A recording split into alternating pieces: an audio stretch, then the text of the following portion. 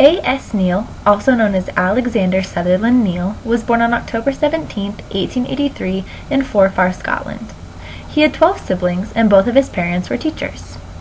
He chose to become a teacher fairly early in life, in his early 20s, and in order to gain experience, he taught for his father's class as a substitute. At the age of 25, he decided to attend Edinburgh University. He began his major as English, but then changed it to journalism. After obtaining his degree, he practiced journalism for a little bit of time, and then decided to head back into the educational field. He got a job as a headmaster at a school in Scotland.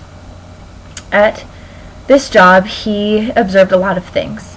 He saw how the students acted, he saw how the teachers taught, and he basically observed education as a whole.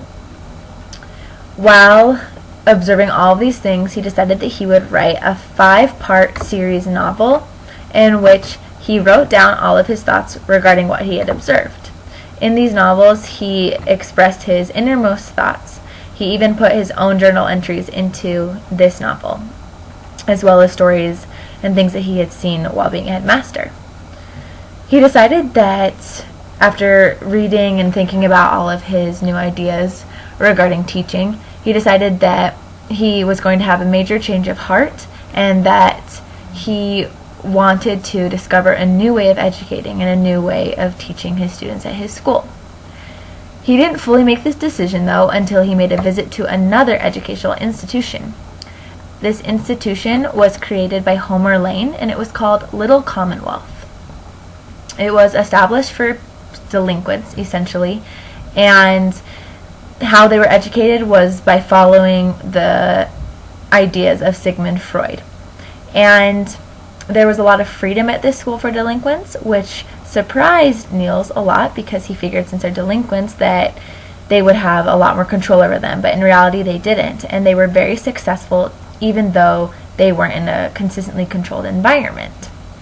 As soon as Neill got back from his visit to Little Commonwealth, he decided that he wanted to make a change for himself and how he viewed education.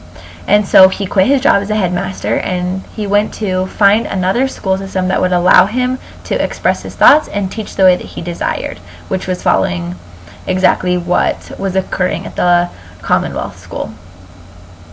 This proved to be a very difficult task because a lot of teachers didn't agree with him, and he tried a few schools here and there, but none of them were very receptive to his new ideas.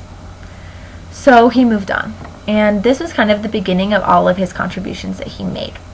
He decided to move to Lyme Regis, which is in southern Scotland, and he bought a house called Summerhill. At this house, he decided to make a makeshift school where he would try out his new ideas regarding education. And it was actually quite successful for the beginning. He created this school and he advertised it for the problematic students of Lyme Regis. And while educating at Summerhill, he also observed a lot, and he decided to write another book, which is called The Problem Child. And in this novel, he talks about his own personal childhood, how he was educated, and the fact that his parents were extremely strict with how they taught him and disciplined him. And he wanted to explain in this book also why he was deciding to change the way that he taught and the way that he understood education and what they should be doing for students. Now, Neill can be considered a progressive educator, meaning that learning should be about discovering and trying out new things. He had strong beliefs on why we learn and how we should go about it. For him, he believed that freedom was essential for his teaching. It wasn't freedom to just attend class and breathe through the class without any responsibility. It was about having a freedom to choose what you want to study and gain a passion for it. It also meant that having an appreciation for learning and growing had to happen, and that wanting to succeed for more reasons than just a grade was vital. We needed to have a passion if we want to succeed in what we're learning about, and we can't just work because the teachers want us to work. His hope with Summerhill was to create a democratic education, and he definitely achieved this goal. Today, it's pretty apparent that Neill's methods of education have been passed on and are still practiced. In fact, Summerhill is still an institution of learning, and while it is heavily scrutinized because there are still people who are skeptical of how successful it is, It is always regarded as being highly successful and providing a very good education for the students that attend there. Today, there are many teachers who practice this idea of freedom that Neill so heavily sought after. And also there's a greater increase of learning, not just for our teachers, but for ourselves. In closing, there is a quote from Sir Christopher Ball, Chancellor of University of Derby, and he says, both in his writings and the remarkable school which he founded, he, A.S. Neill, has left us an extremely precious heritage. Neill was one of the great original thinkers in education in the 20th century.